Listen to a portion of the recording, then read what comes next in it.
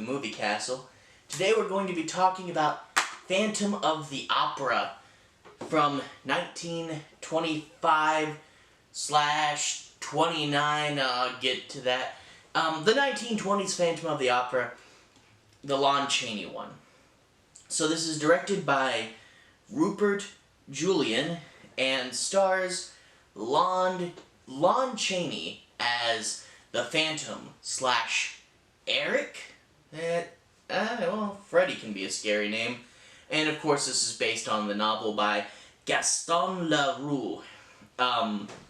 So you have the Paris Opera House, and it gets some new owners, and upon arriving there, they hear the legend of the Phantom, and unfortunately for them, ever since a little bit ago, when the new opera singer Christine Daae started working there, the Phantom has started to become more active, and people are starting to spread his legend again, and the Phantom is back because of Christine.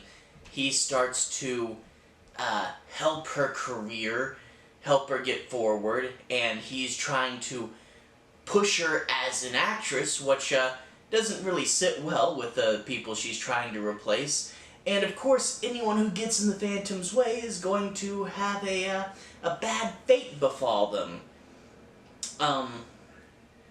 So you get Christine, and she is starting to get more and more lured by the person she refers to as Master, and she's kind of falling under the idea of becoming a big star and being pursued in a career, you know, getting what she wants.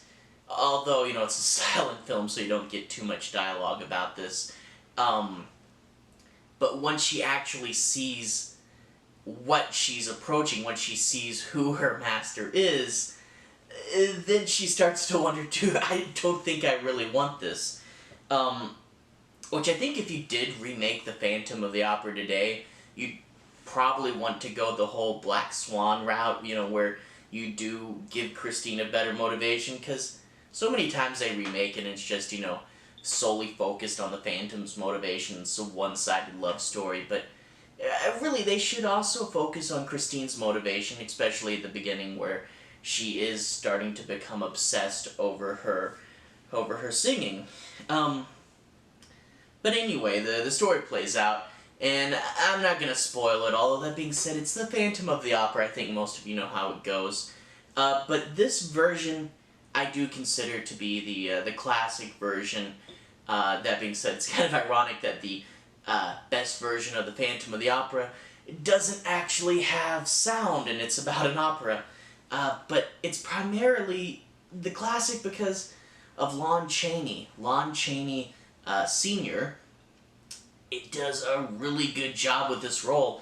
I was reading IMDb trivia. They said he was actually born, both his parents couldn't hear, and that's kind of where he learned naturally over his life to emote more, and unfortunately he died of throat cancer with the rise of the talkies only making one picture with sound. So yeah, I had a good time in the silent era and unfortunately died with it. Also, he did his own makeup. He designed the unmasked look of the Phantom all by himself, and he was doing all sorts of weird things like using fish skin and, like, you know, membranes from like eggs and stuff, and props to him, because this is one of the most iconic versions of the character. The mask, when he has it on, looks a little different than the standard, more like a human face, and usually when you see it later it's just a, you know, a smoother with the big eye holes. But the unmasked Phantom, this is the look everyone thinks of when they think of the Phantom's face, the Lon Chaney face without a nose and the exaggerated features, and it's a really great character design. And you know, they give him credit for acting, but man, character design, it's a great character. And this is actually the first silent film I covered on the channel. I've seen a few of them, of course, you know, not too many. Although I do like them whenever I see them in general. But yeah, like I said earlier, the actors have to over-emote, and you have to do a whole scene where the characters are having a conversation, but you only get a few cards of dialogue. And the best actors, they try to keep it loose and moving and being expressive. There's one scene where these ballet dancers, it's right in the beginning, they see a shadow they think might be the Phantom, and they go to the prop guy, and they're all telling him about it, and they're running around, and they're looking in the catacombs, and they're going to the guy that knows more about the legend. And the whole time, these ballerina dancers, they're like, every now and then one of them will randomly spin around because they're ballet dancers. And I just found it so funny that, oh yeah, they're ballet dancers, so even though they're not on the stage right now, they still every now and then spin around. And it's just fun, and it gave so much life to it.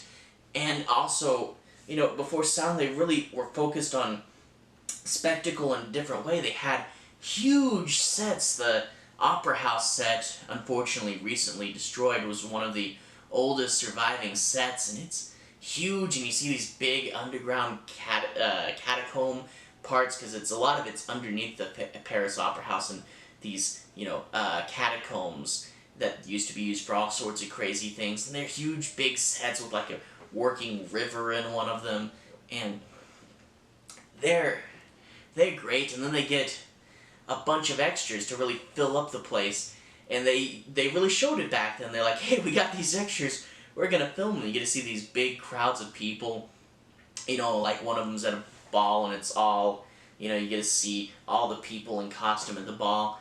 And yeah, one of the posters even said, starring Lon Chaney, a few other actors, and 5,000 more, or something like that. Maybe it was only 500. 5,000 sounds like a lot. I need to look at that poster again. But anyway, really great spectacle that way. Now, my Blu-ray, a really good Blu-ray of this movie. Disc 1, it has the 1929 version. This is, I think, commonly referred to as the Eastman one. And Disc 2, the one that I watched, the 1925 one, because it's longer. The 1929, the Eastman one, is only an hour and 14 minutes, I believe? Something like that. It's just over an hour, the Eastman 1929 one. But the 1925 cut is nearly 2 hours. It's like an hour 54, I think. And, you know, I'm a sucker for the additional footage, you know? You always want to go for the extended cuts and see more. But that being said, there is a decision between the two versions of this movie. The 1929, the Eastman one, is a much clearer picture, and you also get the ballroom scene and the subsequent rooftop scene. The ballroom scene is in this, like, red-blue color, so it's this early color. And then the rooftop scene, the Phantom has a red cape that I believe is hand-painted. And personally, I watched the 25, even though it's grainier, because it's got more scenes and they kind of edited different. But then after I watched the 25, I put disc 1 back in, and I watched the color parts just to experience that. So it's your choice. Some people want a tighter narrative. In that case, you know, you're cutting out half an hour if you watch the Eastman one. It's the more common one. It's a much cleaner picture, and it's got the color parts to it. So I don't fault anyone for watching the 29 Eastman one.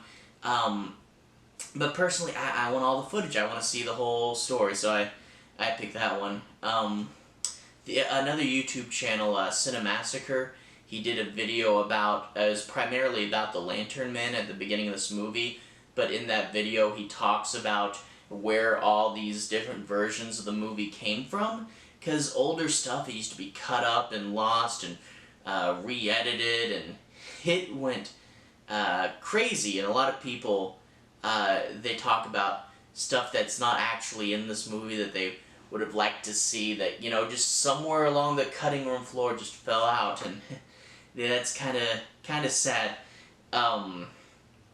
Film preservation is a much better thing now than it was back then, and so many stuff are completely lost. But the versions we have here, the 25 and the 29, very good. There's even clips of a later sound version that they redubbed, in this Blu-ray as well. Kino Classics, you did a good job on this one. I really liked it. That being said, this is Lon Chaney Sr. His son, Lon Chaney Jr., would become famous for playing the Wolfman. So, next time on this channel, I'm going to take a look at Lon Chaney Jr.'s work in the original Universal Wolfman from 1941. Two Universal classics back to back.